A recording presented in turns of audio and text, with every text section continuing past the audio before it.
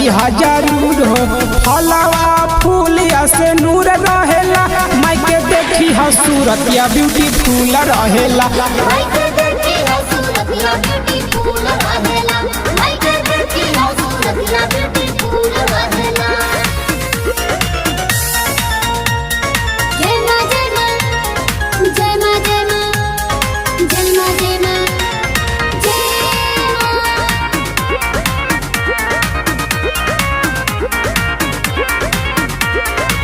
देवी माया के कृपा बनल बा जोड़ी, नौमी के चढ़ी धनी ठेकुआ पूरी।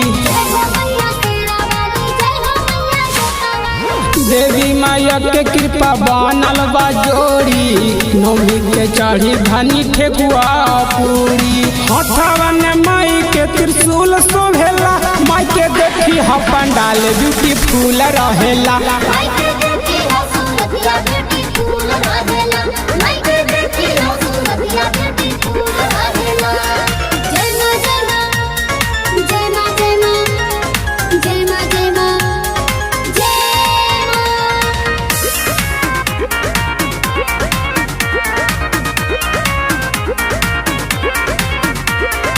हिलसा सोहरिया से लाइब चुनरिया, गंजन गुलाबी धोई है माई चरनिया।